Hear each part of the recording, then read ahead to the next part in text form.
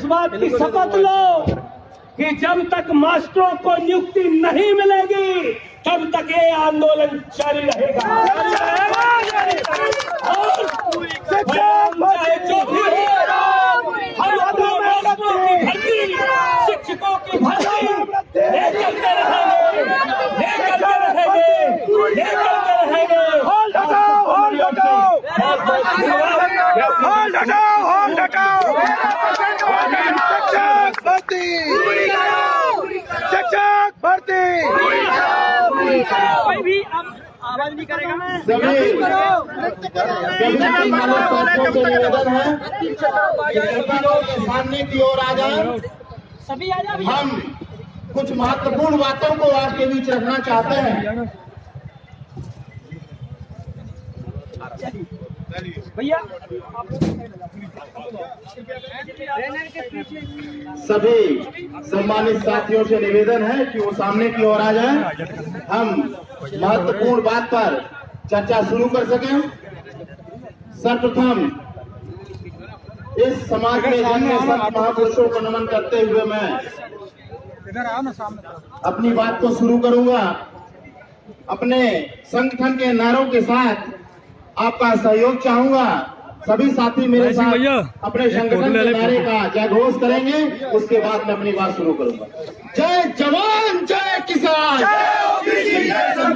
जय जवान जय किसान, जय जवान जय किसान। हम अपना अधिकार मांगते हैं, हम अपना अधिकार मांगते हैं। जिसकी जितनी संख्या भारी, जिसकी जितनी संख्या भारी, बहुत बहुत धन्यवाद साथियों। आज हम सब यहाँ पर प्रदेश के कोने कोने से आकर यहाँ एकत्रित हुए हैं अपनी आवाज को शासन प्रशासन तक पहुँचाने के लिए। भैया एक सेकंड रुक जाओ, आप ऑटो घुमाना इस साइड। आप नहीं जा रही है भैया,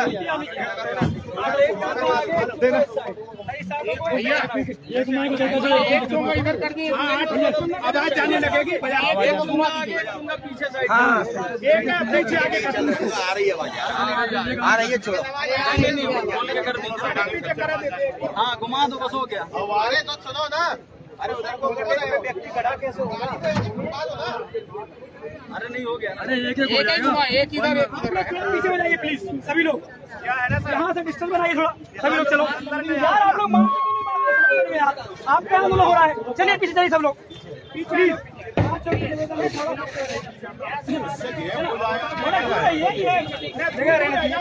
आप लोग अलग से थोड़ी हो जाए। हेलो ऐसा डी टाइप की बन जाए। साथियों, आज हम यहाँ पर सब एकत्रित हुए हैं। इसका कारण क्या है कि मध्य प्रदेश के कोने कोने से यहाँ पर ओबीसी समाज के साथियों को यहाँ पर आना पड़ा। यह एक सोचने का विषय है कि जिस समय अभी हमारे किसान खेतों पर काम कर रहे हैं, हमारे बच्चों के स्कूल लग रहे हैं, हम सब अपना काम धंधा कर रहे हैं, और उस सब को छोड़कर हमको यहाँ जबलपुर की धरती पर आना पड़ा। यह सोचने का विषय है, क्यों आना पड़ा? आना सिर्फ इसलिए पड़ा कि कुछ सरकार अंधी हो गई है ओबीसी के हक और अधिकार को लेकर। उसको कुछ दिखता नहीं है कि जब हर दूसरा व्यक्ति ओबीसी समाज का है तो उसके हक अधिकार पर हम डाका मारे हुए हैं। इसके कारण आज हम सबको यहाँ पर एकत्रित हुए हैं। साथियों, अभी 28 जुलाई को हमने मध्य प्रदेश की राजधानी भोपाल में प्रदर्शन किया, आंदोलन किया। उसके बाद मध्य प्रदेश की सरकार ने हमें आश्वस्त किया कि आपके जो शिक्षकों की भर्ती हो रही है, पीएससी की भर्ती हो रही है, और मध्य प्रदेश में जितनी भी भर्तियां निकलेंगी उसमें हम आपका 27% लागू करेंगे। और हमने उनकी बात पर भरोसा किया कि ठीक है, हम अपना आंदोलन आगे नहीं बढ़ाएंगे और आपकी बात का हम विश्वास करते हैं। हम लोग वचन पर जो वचन दिया जाता है उस पर विश्वास करने वाले लोग हैं।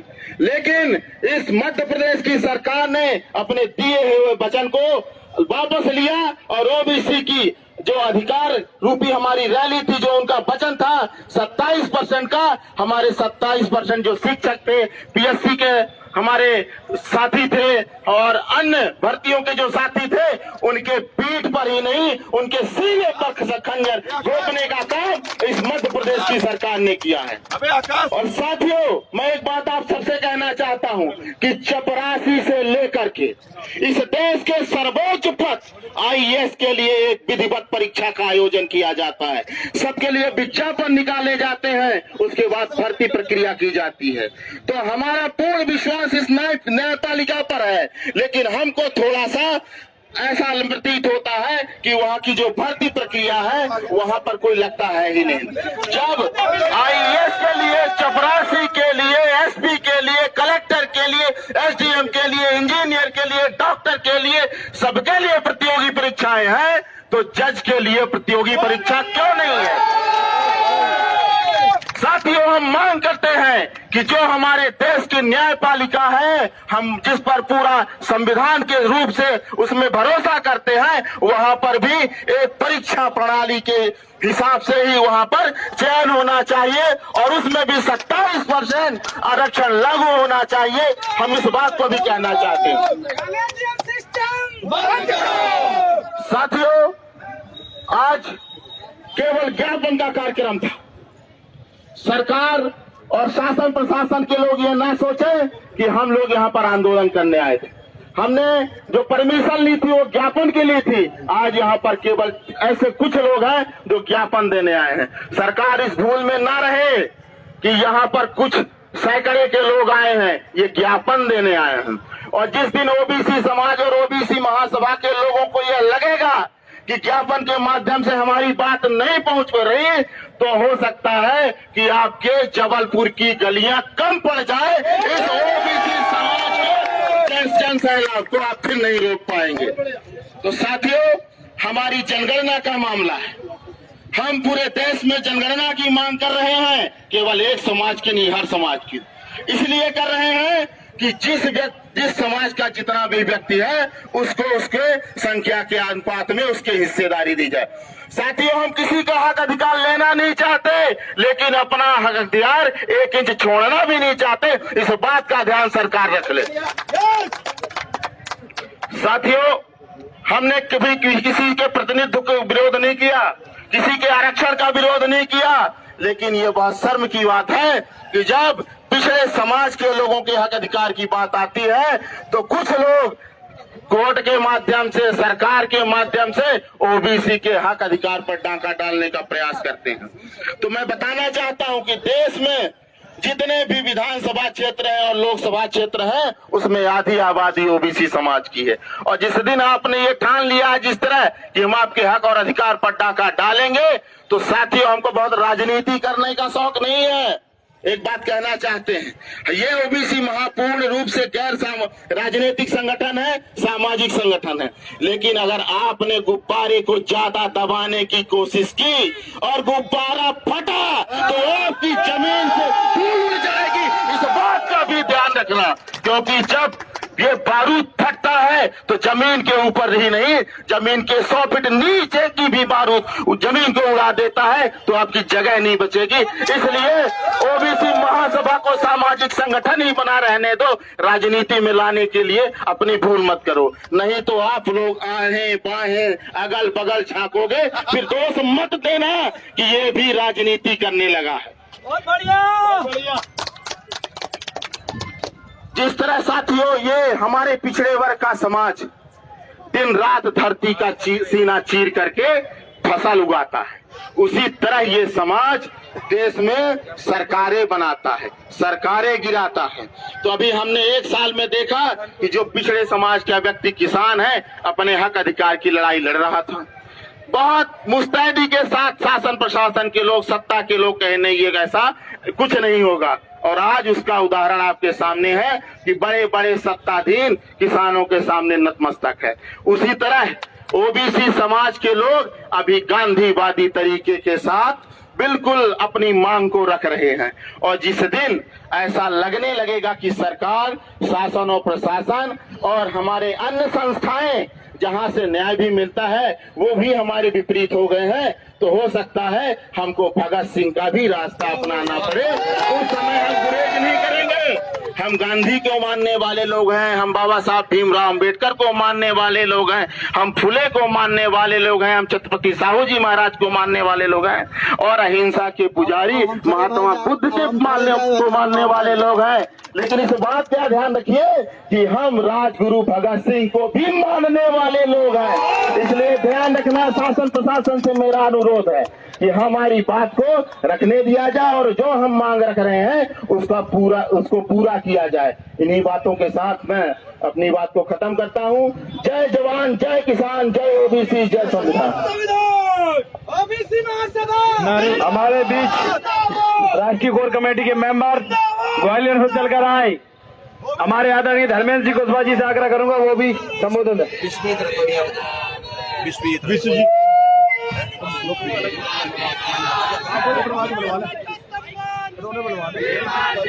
हमारे बीच भीम आर्मी की पूरी टीम, भाई सुनील बैरसिया प्रदेश अध्यक्ष और प्रदेश प्रभारी सुनील अस्ते जी, इंदौर उज्जैन की टीम भाई विनोद यादव जी, यहाँ के हमारे जबलपुर के जिलाध्यक्ष और उनकी पूरी टीम भीम आर्मी का समर्थन ओबीसी महासभा के इस आंदोलन में है।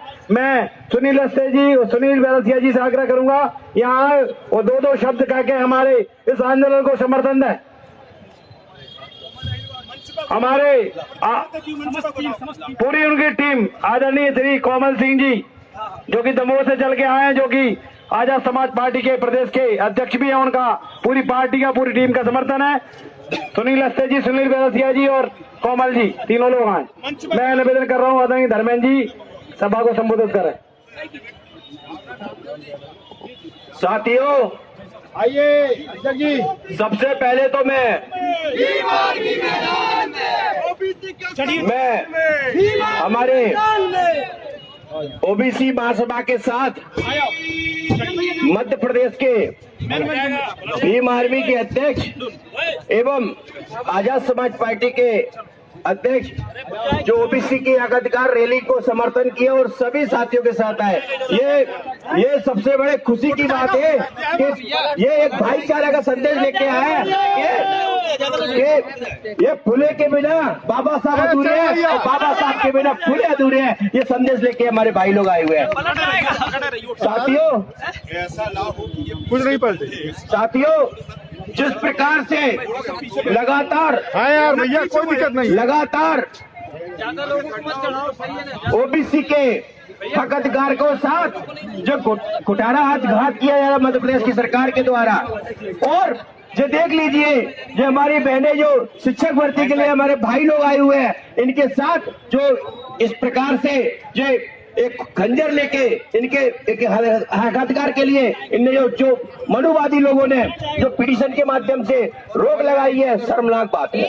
ये आप समझ लीजिए, जिस प्रकार से हमारे साथ आज नहीं हम काफी सालों से देख रहे हैं, ये कौन सी व्यवस्था के अनुसार ये देश में ये व्यवस्था चल रही है कि देखिए कि जब लालू जी को सजा होती है तो ये क्या कौन सी व्यवस्था में देश चल रहा है कि लालू जी को जेल है और मिश्रा जी को बेल है। ये कौन सी व्यवस्था में देश चल रहा है। और आप देख लीजिए मध्य प्रदेश की सरकार के द्वारा जिस प्रकार से जो रवैया देखने को न्याय व्यवस्था में जो उनके सरकारी वकील है, जो महाधिवक्ता है, वो बिना अनुमति वहां पे उपस्थित नहीं होते और हमारा स्टे हो जाता है। और देख लीजिए जिस प्रकार से 27% आरक्षण की बात करते हैं, 27% के हम पूरी तरह से तत्पर रहे, सब बात करते हैं और स्टे हो जाता है। और वो कहाँ चले जाए, कौन सी व्यवस्था में मध्य प्रदेश सरकार हमारे साथ न्याय कर रही है कि 27% पे स्टे किया जा रहा है और ईडब्ल्यूएस का 10% आरक्षण है, उस पर स्टे नहीं किया जा रहा। ये समझने की बात है, ये समझने की बात है कि कौन दुश्मन कौन है और कौन हमारा हितैषी है, ये क्लियर दिखता है। और ये एक बात और कहना चाहता हूँ, लगातार देखने को मिल रहा है, लगातार हर विभागों में स्टे किया जा रहा है। अभी तो एक नया फार्मूला आ गया पंचायत चुनाव का, आप लोगों ने भी नोटिफिकेशन देखा होगा कि पंचायत चुनाव में जो पुराना लॉ के अनुसार चुनाव किया जाएगा। ये पहली बार मध्य प्रदेश में ऐसी व्यवस्था हो रही है कि पुराने कानून से सारी व्यवस्था चलेंगी, जबकि इस मध्य प्रदेश में जब नया कानून लागू हो चुका है तो नए कानून से होना चाहिए, पर ऐसा नहीं हो रहा।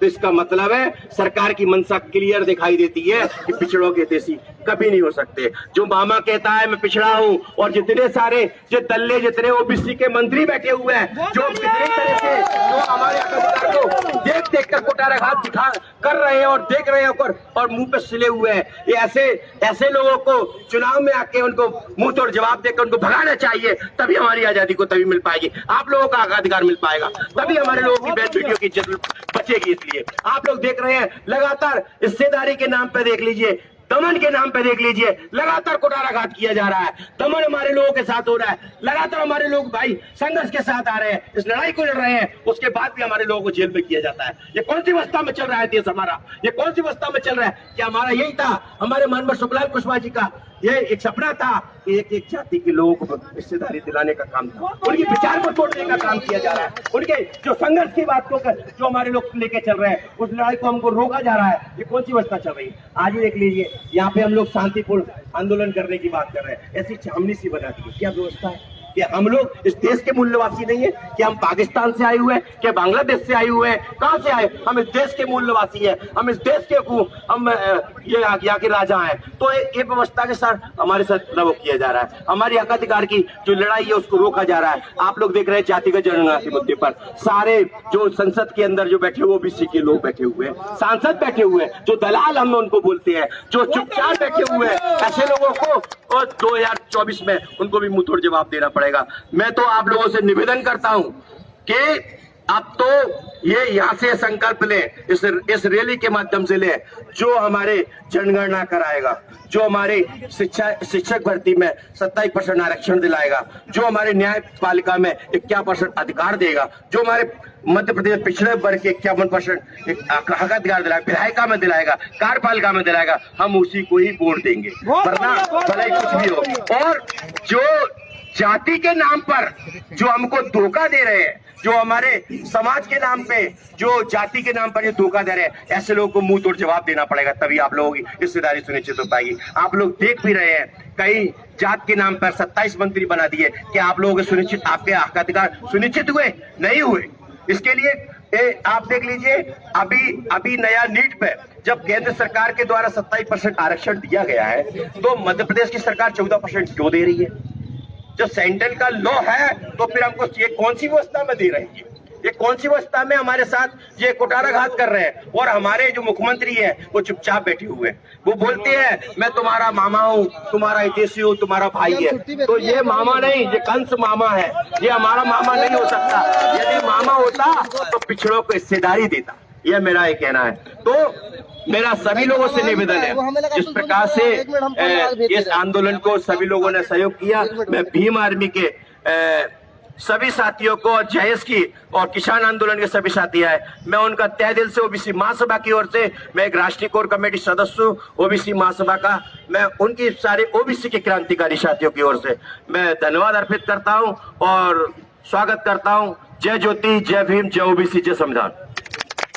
अब मैं भीम आर्मी के प्रदेश अध्यक्ष भाई हमारे साथ सुनील बैरसिया जी, मैं उनसे निवेदन करता हूं कि ये सारे पिछड़े दलित और आदिवासी भाइयों को संबोधित करें। सभी साथियों, क्रांतिकारी जय भीम।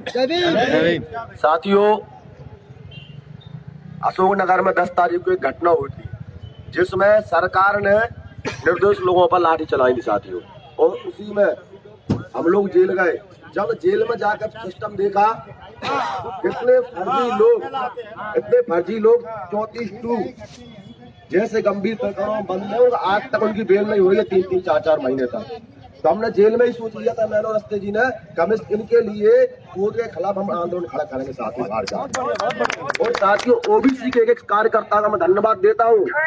जब हम लोग जेल में बनते तो उन्होंने पूरी ताकत लगाकर हम लोगों को बाहर निकालने का काम किया साथियों, और ये सिद्ध कर दिया कि अशोकनगर जिले में नहीं, पूरे मध्य प्रदेश में ओबीसी महासभा और भीम आर्मी मजबूती से काम कर रहे हैं साथियों।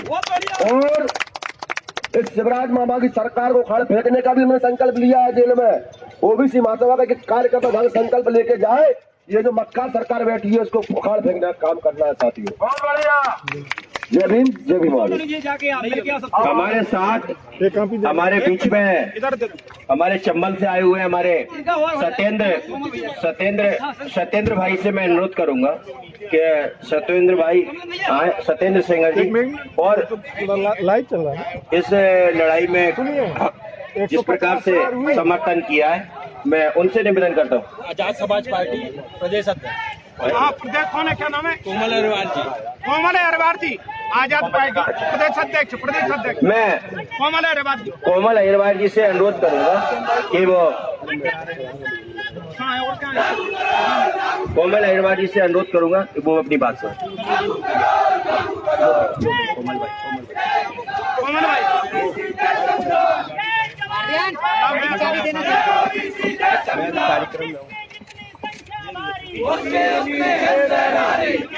खड़े रहो वहीं खड़े रहो।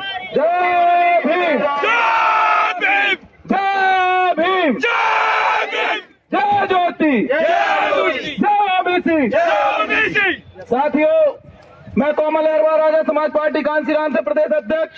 सबसे पहले ओबीसी समाज जैस का बहुत बहुत आभार और धन्यवाद करता हूं, जिन्होंने आज भीम आर्मी आजाद समाज पार्टी को इस मंच पे लाके खड़ा कर दिया और मनुवादियों को दिखा दिया कि एससी एसटी ओबीसी और माइनॉरिटी हम सब एक है। और इस हुजूम को देख ले, वो यहाँ के देख ले कि हम वो मूल निवासी हैं, हम वो भारत के निवासी हैं जिसने भारत को खून पसीने से सींचा है। आज आप आरक्षण की बात करते हैं, अगर हम 27% की बात करते हैं तो आप कहते हैं नहीं नहीं, ये तो संवैधानिक नियम के बाहर जा रहा है, ये तो 50% से बाहर जा रहा है। तो भैया, ब्राह्मण समाज के लिए, सवर्णों के लिए 10% आरक्षण क्यों दिया गया? क्यों दिया गया, मैं पूछना चाहता हूँ। और संविधान सभा में उपस्थित उन लोगों से जो आज पूरे के पूरे संसद में बैठे, विधानसभा में बैठे, आखिर जनरल कहाँ से गरीब हो गया? बहुत बढ़िया। कहाँ से जनरल समाज गरीब हो गई? अरे भैया, हम तो मानव साहब को मानने वाले हैं, अरे भैया हम बाबा साहब को मानने वाले हैं, हम ज्योतिबा फुले को मानने वाले हैं, हम शुक्ला कुशवाहा जी को मानने वाले हैं। साथियों, हमारी जनसंख्या आज 1931 के बाद से नहीं की गई। आज गिनती करके दिखा दें तो पता लग जाएगा हम 65% है। और 65% अगर हमारी जनसंख्या है तो क्या हम 27 नहीं ले सकते? जब आप 15% को 10% दे सकते हैं तो यार भैया हम भी तो 65 हैं, हमें 27 दे दो। लेकिन अब बात 27 पे नहीं रुकेगी, अब बात 51% और 52% पे रुकेगी, क्योंकि ये देश हमारा है, इस देश के हम शासक हैं और हम फिर शासक होंगे। और ये लड़ाई, ये शुरुआत है, इसका एंड तब होगा जब हम अपना हक अधिकार ले लेंगे। ओबीसी समाज से मेरा निवेदन है, आप लोग चिंता न करें, ऊपर बैठे हमारे चंद्रशेखर आजाद जी, विनय रतन जी और भारत के जितने भी बहुजन समाज के संगठन हैं, वे सब आपके साथ में हैं। आप चिंता न करें, हर मोड़ पे हम खड़े दिखेंगे। पहली गोली अगर खाएगा तो वो भीम आर्मी का सैनिक खाएगा, आजाद समाज पार्टी का सैनिक खाएगा। जय भीम, जय भारत, जय संविधान। दमोह से आए इंकलाब मोर्चे के हमारे द्रकपाल जी, प्रवीण जी मंच पे आए जल्द से जल्द। और ये मैं कहना चाहूंगा, जो ओबीसी महासभा का बैनर लेके अलग से जो खड़े हैं, ऐसा ना करें आप लोग। ये जो अलग से आप वो बनाए हुए हो उसको हटाइए, यहाँ पे आइए सभी लोग, प्लीज सामने आ जाइए, सभी लोग वहां से निकल के सामने आइए। आप लोग जो अलग से बैनर ये लगाए हुए हो, यहाँ पे आ जाए। थोड़ा फोटो खींच के सभी साथियों से अनुरोध है, प्लीज सत्येंद्र विद्रोही जी का स्वागत है, वो भी यहाँ पे आए। दादा बोलेंगे क्या? दादा बोलेंगे? और राहुल जी, आ जाओ ज्यादा मत खाओ। जगपाल जी का नाम रिकॉर्ड तुम बोले राहुल आएगा चल पहले एक मिनट फिनिश जय ओबीसी।